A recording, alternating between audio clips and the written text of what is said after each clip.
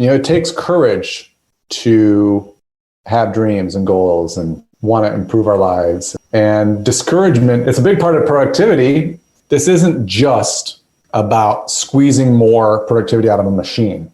There is an emotional dimension to, am I encouraged to continue to try to work towards my ideals? Because we get discouraged, disheartened, and we give up on the things that are important to us. So one of the most important things that I see in that weekly planning, reflecting on my previous week and looking at the next week, is to come back to what's important to me.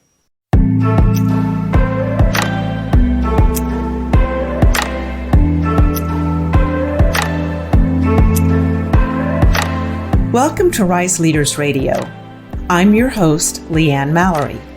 As a leadership coach, I work inside organizations and I focus on helping leaders achieve their whole person potential and meaningfully contribute to their organization's mission. With this podcast, I share leadership best practices, developmental approaches, and stories of exemplary leaders.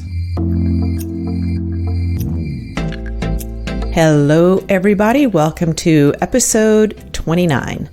Today, we're talking about attention management. Attention management is a set of practices and habits that set you up to bring your unique gifts to the world by increasing the time that you're present, by minimizing distractions, and finding flow. Seth Braun from the Stagen Leadership Academy is my guest today, and we'll be reviewing Stagen's attention zones model, which helps us increase awareness of where our attention is. The real juice, though, comes as we talk about attention in the postmodern world and review some key strategies for managing the precious resource that is our attention. Check the show notes for links to a PDF of Stagen's model and also for attention management strategies and practices. Enjoy the episode.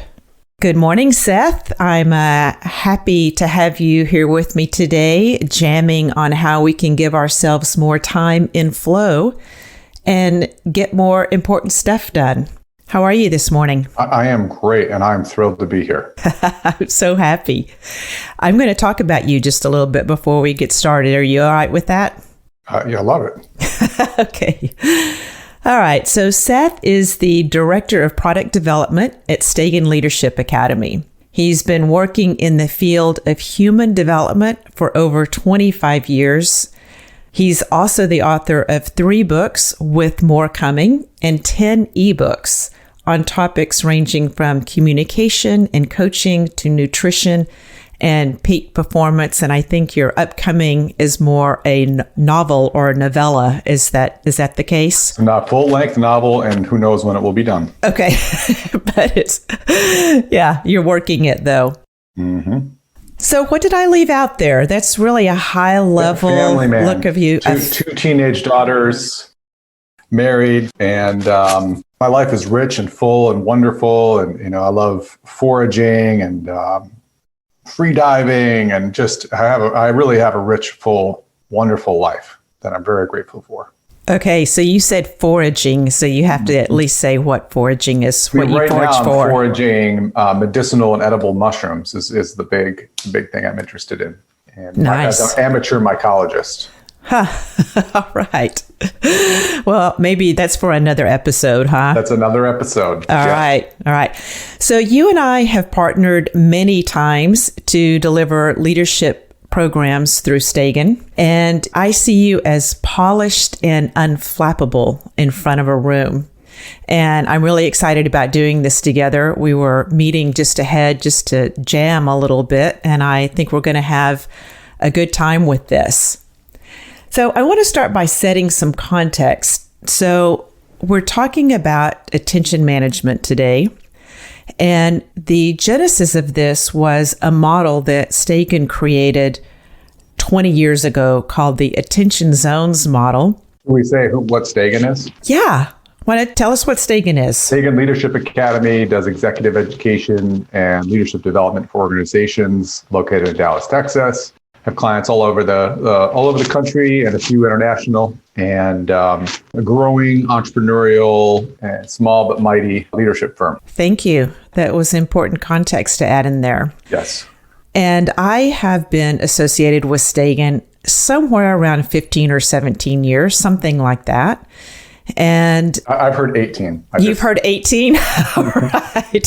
Thank you.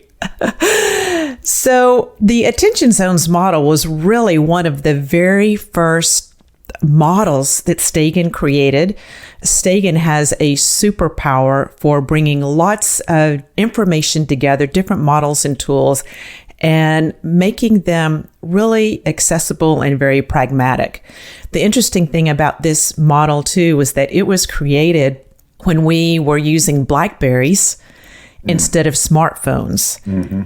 And all that said, the model is not just still relevant, but even more relevant in today's time, where we have more things demanding our attention. We have more incoming. We have more distractions. And we want to live fulfilling and meaningful lives. Mm-hmm. And so we have to have a way to navigate all of that incoming and be at choice with where we put our attention, because where we put our attention impacts our mood. Yeah. It impacts our emotions, our relationships, and what we're able to bring to the world.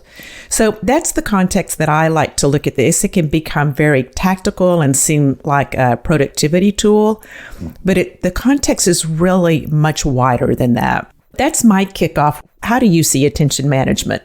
God, there's so much there, from being the person who has managed updating a lot of our content from to say BlackBerry to then to say, smartphone, and like going into that detail level of the model, but then also thinking very broadly about where we are. And like we're dealing with something in modern human existence that never existed before. And we're still in the experiment of it. We're still in the experiment of, I don't know that we exactly know what is happening with our relationship with our devices, with our relationship with attention. But we know that attention is bought and sold as a commodity. And there's a price per minute, price per second value attributed to the attention that we put into a screen. So we know our attention is bought and sold. And so we know it's valuable. And like you said, this is not just about productivity. Productivity in service of what? Productivity in service of, I have a precious human birth. Here I am on the planet, in a body, having this experience. Whether you believe in God or your soul or spirituality, there's something that is miraculous about that. It just blows my mind. The fact that the cosmos is out here and we're on this spinning ball of water and earth around this flaming ball of gas in the middle of this ocean. This is the reality that's unfathomable and amazing. And how am I going to use this precious human birth? And then we move down to, well, how do I navigate through life in a way that's meaningful, purposeful, and creative? To me, creative is the most important piece. Well, and I want to add there too that we can look at this big picture that you just mentioned about being on this earth, very cosmic look at it. And what we each bring, this precious human birth, is unique to each one of us. And only we can bring the gifts that we have. No one else has the unique makeup of what we each are individually. And if we don't bring it, no one else is going to. If we don't bring it, no one else is going to. And we're going to have our own personalities, our temperaments, our constitutions, et cetera, that are going to affect how we make sense of something like productivity. So this gets us to Stagen's attention zones model. The Stagen Leadership Academy had a much more robust, specific kind of productivity system, which they scrapped. And they scrapped in service of a more principled centered approach. And the attention zones model simply says that there are 4 zones that we can engage in during our waking hours: proactive zone, reactive zone, distraction zone, and waste zone. And this simple model The funny thing is, you and I have taught this many times, and that we say we're not being prescriptive on what we think that is for you. I'm not going to tell you that Netflix is a distraction. We want you to consider what in your life is distraction and what is, what's rejuvenating. Like, there are certain things that I do with my family watching Netflix that are funny and humorous, and we laugh and we have endorphins, and it's rejuvenating, and it's family time. And it's great. But then there are things I do on Netflix where I start binge watching, and it's 11, then it's 12. And then I'm pretty sure I am now in a waste zone activity. Right. Yeah. And I want to say something about this family time around the TV, that I would actually put that in a proactive zone, because that's the zone of rejuvenating, replenishing. You're building relationships. You're having a good time together. You planned it. You may even have it a marker, whether it's on your calendar or in your mind, that this is something that we do together every week. And it becomes a ritual. We actually, when the pandemic hit, we said we're going to have forced family fun every day. And we're going to watch a half hour of something funny or play a game. And it's just scheduled in. We just, oftentimes we watch like The Office or something, Parks and Rec, something funny after dinner, and it's planned and it's scheduled. And, it's usually one episode. Once in a while, we do okay, we'll watch one more. But most of the time, it's one episode and it's funny and it's light, but it is a ritual. And you know what? With the pandemic being chaotic, it's just helpful to have something that's the same every day. Mm-hmm. But before we talk about the specifics of each one, I think it's important that we let your listeners know, what do we mean by proactive zone, reactive zone, distraction zone, and waste zone? Excellent. Thank you. So either one of us could talk about this because we've been teaching it for a long time. Why don't you go? All right, I'll go. So the proactive zone is really about what I would, and you're going to talk more about this, but what I would consider to be Stephen Covey's model would say this is important, but not urgent. So it has an analog in the 7 Habits material. Things that are important, but not urgent. So what would that be? Going to the gym would be proactive zone.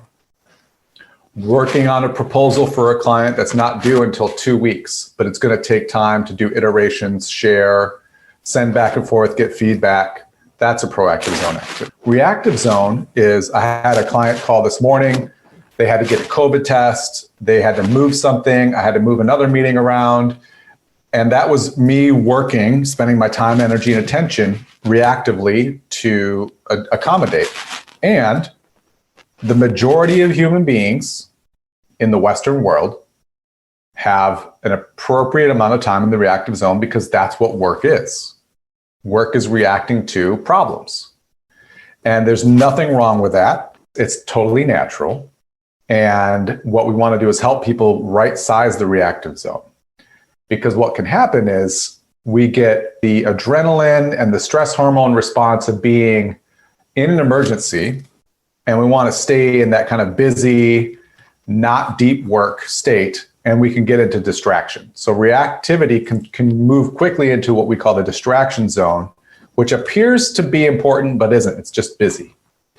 This is scrolling through my emails. This is scrolling through social media feeds. This is kind of mindlessly going back and forth between tasks. There's a biochemical quality to this of scattered, discursive, and being unfocused. And then the last one's waste zone. Waste zone is things that are inefficient, bad systems, not being able to find the things that I need, having a mess on my desktop, literally, and then digitally.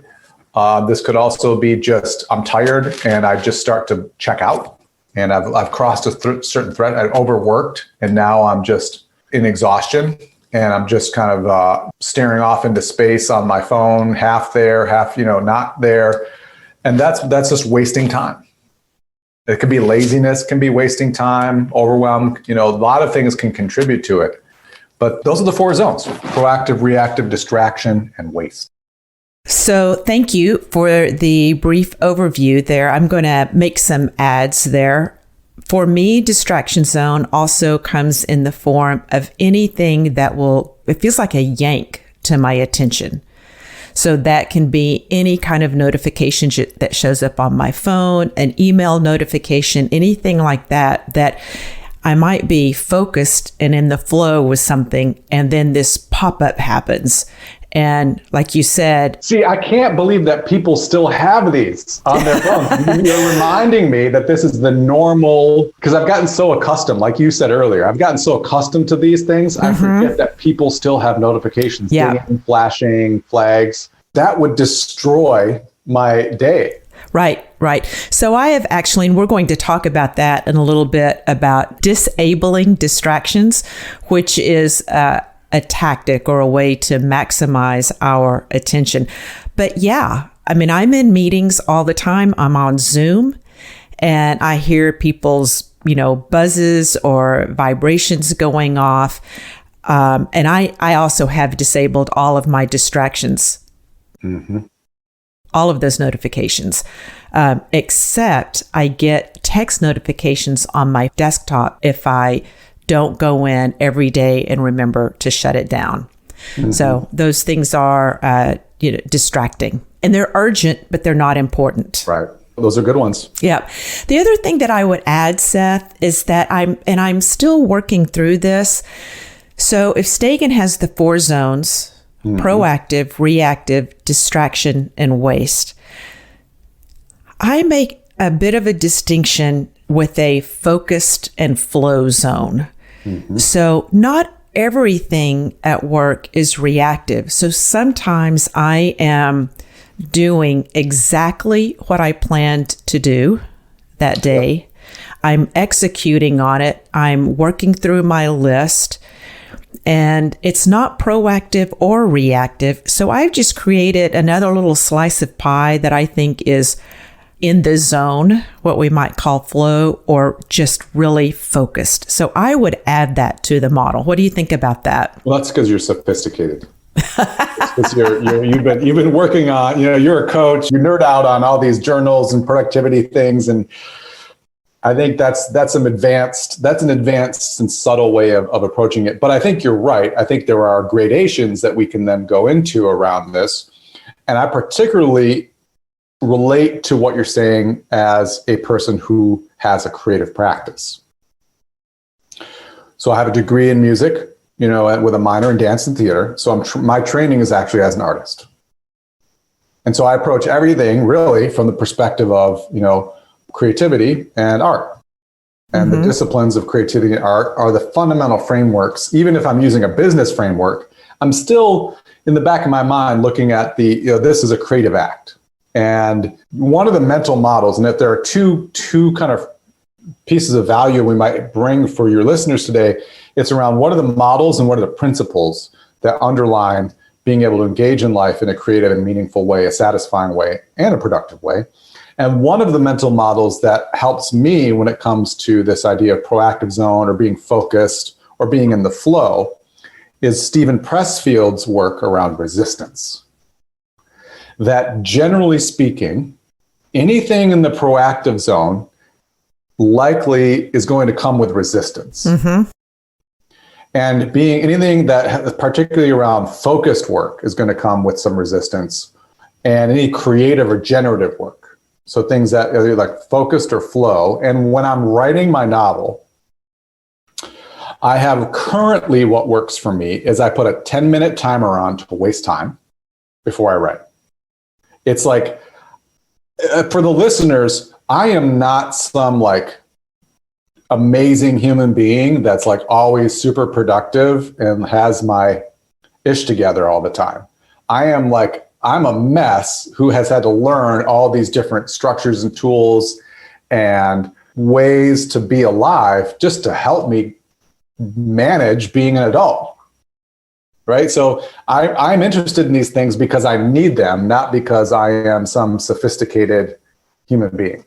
And I would add to that, Seth, that you're, I hate to say this, but typical in the sense that most of us don't come into the world highly disciplined and able to sit down and, quote, do the work, as Stephen Pressfield would say. So we need structures and practices to help us do that, including your 10-minute waste time. Right. And so when you said like we all have unique gifts to give and no one can give the gifts that we have, and we all have the same universal experience of resistance, according to Pressfield, which I agree, any act of creation or volition. And he says, whether it involves anything involving exercise or being able to see your abs or writing a novel or starting a business, anything that's volition and creative is going to have resistance, and it's both personal and universal. And this principle for me is what's refreshing about it is it's simple. When I set out to do something, I will have resistance. And analyzing the resistance actually won't help me to complete the thing that I want to do. Because we're coaches, we could get stuck in the analyzing the resistance. Right? Yep. And so when it comes to writing, what I love about the model of Pressfield's work is you have a scoreboard at the end of the day. Resistance versus me. And it's either resistance 1, me 0, or me 1, resistance 0 on the thing that I'm committed to. And if it's writing the novel at the end of the day, I have an hour where I write at the end of the day. I set my timer for 10 minutes to waste time, because it's just a thing that I do. And then I tried to structure it and say, just like having the Netflix for a half hour after dinner for family time. Okay, I'm going to waste time. I know this. Now it's done. Now I'm going to write. And I'm going to write for a minimum of 30 minutes. It turns into more. There's that thing in my mind of I don't want to sit still. But I say I could do it for a half an hour. So here's what I want to add with that, and putting a little bit of structure and making this repeatable and a little bit more tangible. So I'm going to put this, what you're talking about, in a category of weekly and daily planning, which we would put into the proactive zone. So every day, I know what I need to do. So I don't wake up in the morning and look at my calendar for the first time and realize I have a meeting that I didn't get prepared for. Right.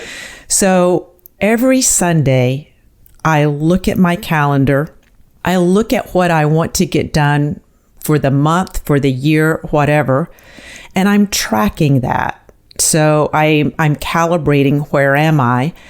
And when I've got creative work to do, and we all do, even if it's not writing a novel, we all have creative work that we do in our work.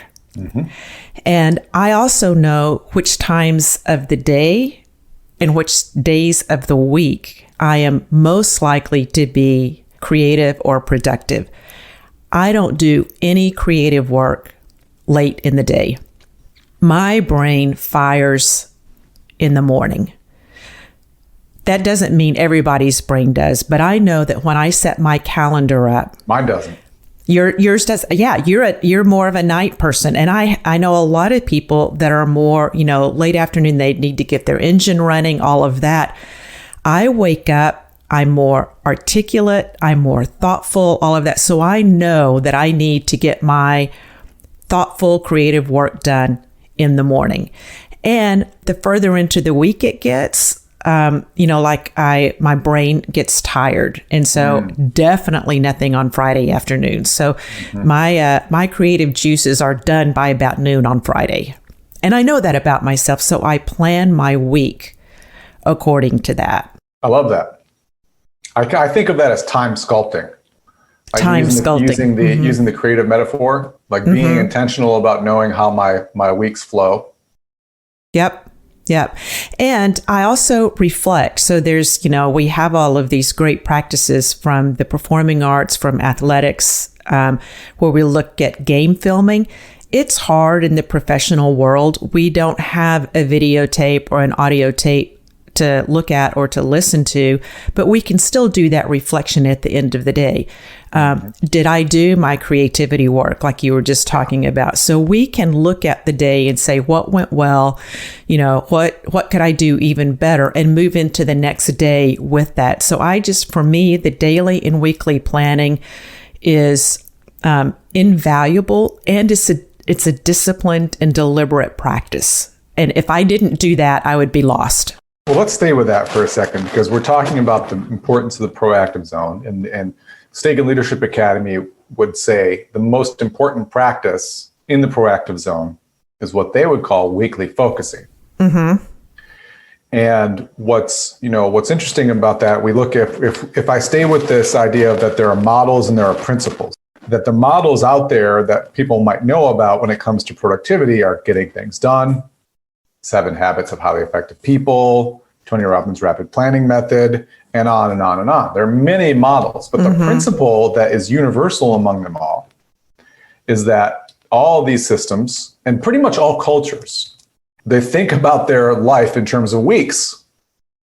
There's no major culture on the planet that doesn't think about that there are 7-day cycles with some rest involved in that.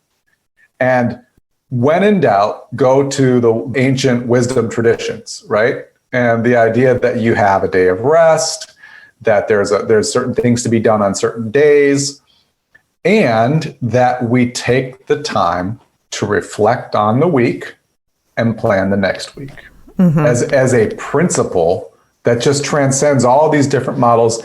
There are a few exceptions, but if you look at productive people in all disciplines, painters, writers, jet pilots, dancers, luge, doesn't matter. And you look at their life and you ask them, like, how do you manage your time? Well, I plan my time. And typically people do this on a weekly basis. And so the practice that we're talking about then is once a week, I reflect on the previous week and I look ahead to the next week and I get a sense of what the flow is. And what you had articulated was, and if I want to take it the next step, there are certain things I do on certain days. And the more I have a rhythm to my week, the more the body, which loves things to be in rhythm and routine, is going to perform well. Creative work on Monday, creative work on Friday, coaching work on Tuesday, Wednesday, Thursday, whatever that flow is. And being able to chunk those things down into a rhythm, that's another principle, right? Having certain rhythms to our week that work for us. And then going back to what we were talking about with the reactive waste distraction zones, knowing that all of those things are going to be demanding our attention or tempting us during that time. One of the stories that I often use when I'm teaching this model is from the autobiography of Benjamin Franklin. And Benjamin Franklin, he was very productive. Whatever you feel about, whether you relate to this guy or not, he was very productive. He was an ambassador for the U.S. He was the first postmaster general. He helped found the University of Pennsylvania. He founded, the prototypical mastermind group called the Junta Group. He pioneered a bunch of civic engagement stuff like having a fire department, et cetera. Of course, he innovated uses of electricity. He invented musical instruments, the bifocal glasses, the Franklin stove. Oh my God. He was a self-help author. He wrote Poor Richard's Almanac under a pen name. So he was a very productive guy. And he had this practice, which is aligned with our approach to human development, that, every week I'm going to practice something to get better and I'm going to track how I'm doing. And he had 13 virtues that he practiced. And he would do that 4 times a year. And so it was 4 cycles of 13 for 52 weeks total. And the virtues were things like industriousness, humility, temperance. One of the virtues that he practiced was orderliness. And he said he almost gave up the entire experiment with having this virtues practice, which he did basically his whole life, starting from his early 20s.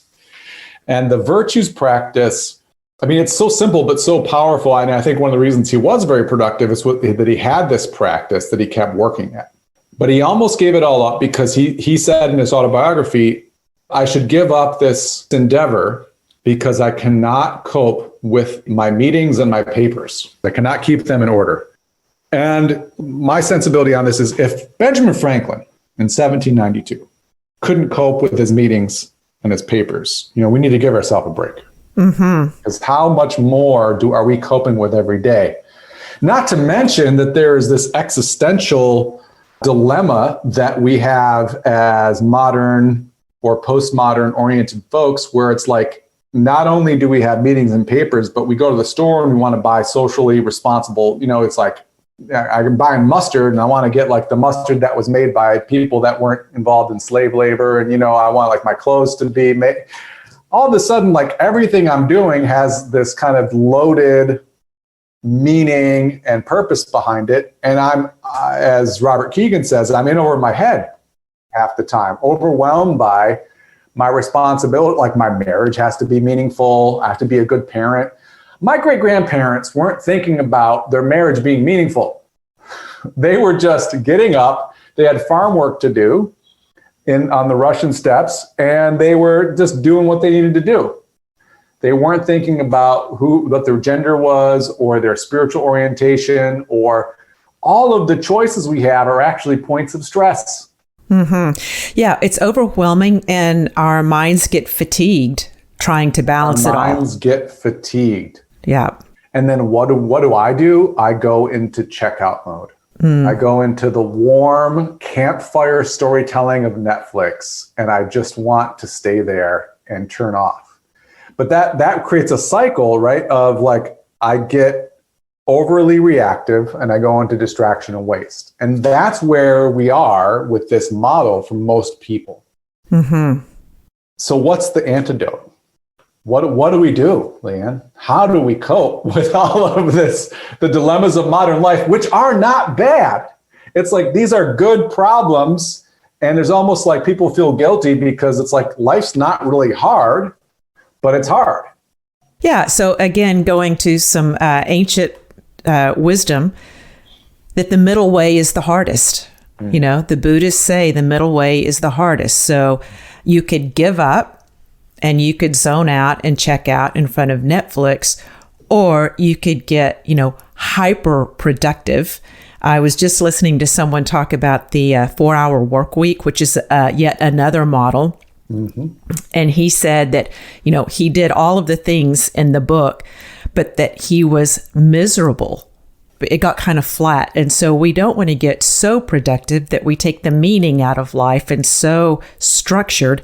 Right. And we don't want to be giving up. So, and we have more and more demands on us right now. So finding that middle way, number one, it's different for each of us. Mm-hmm. And it's important that we're mindful of where we are and kind of find that. And it's constantly, it's iterative, it feels to me, and that it takes a constant evaluation, being gentle with ourselves and holding standards. Yeah, one of the things that you and I will often tell clients in the programs we work on together is, and this relates back to the Benjamin Franklin point, it's the getting back to the practice that's the most important. Mm-hmm. So what does this mean? Benjamin Franklin wanted to give up on his virtues practice, tracking each day of every week on how he did with that virtue for the week, checking a box, literally with pencil and paper. How did I do with orderliness today? And for him to fail on Monday, fail on Tuesday, fail on Wednesday, fail on Thursday, to meet his ideal, to fail all week, and then come back 13 weeks later and try it again, come back and do that for years, but keep trying to improve. This, and this is how it relates to attention management. This is what I see as the most important thing we can do to live a fulfilling, satisfying life, is have an ideal, keep track of it each week. When we're planning our week, say, here's what's important to me, and I'm willing to go for it again, even if I don't live up to my expectations. And then the next week, say, man, you know what? It's hard. It's disheartening. And this is where the spiritual I'm just going to say spiritual, being heartened or disheartened and having courage, and with the root word core, the French word, it takes courage to have dreams and goals and want to improve our lives. And discouragement, it's a big part of productivity. This isn't just about squeezing more productivity out of a machine. There is an emotional dimension to, am I encouraged to continue to try to work towards my ideals? Because we get discouraged, disheartened and we give up on the things that are important to us. So one of the most important things that I see in that weekly planning, reflecting on my previous week and looking at the next week, is to come back to what's important to me. Yep. And I think that is a great place to kind of bring the conversation here today to a close, because I think that's what I want to leave people with, is that we're always looking at and orienting around for the sake of what? Mm-hmm. Am I wanting to manage my attention? Am I wanting to be present? Am I wanting to watch what I'm being distracted by because there's something bigger that I'm committed to that won't happen if I don't pay attention to it? That sounds like a great place to put a bow tie on it, wrap it up, put it under the tree. Yes. Call it Christmas. Yeah. Seth, thank you for your time this morning. And I want to let people know that we'll have some links in the show notes for the Attention Zones PDF and to Stagen Leadership Academy and to some of the other things that we've talked about in the episode today. What parting words might you have with people as we're signing off? I just to reiterate what you had just said, the basic practice of once a week, looking at what's important to you, your values, your goals, just having the courage to continue to be willing to fail at things that are important to you, but stay in the game. Stay in the game. Excellent. Thank you. Yeah, thank you. If you like what you heard today, subscribe to Rise Leaders Radio on your preferred podcast platform. Your ratings, reviews, and shares are also really appreciated. You can also visit rise-leaders.com for all the resources we talked about today and to work with me if you're committed to making your unique and positive impact. Thank you for listening, and remember, elevate your part of the world.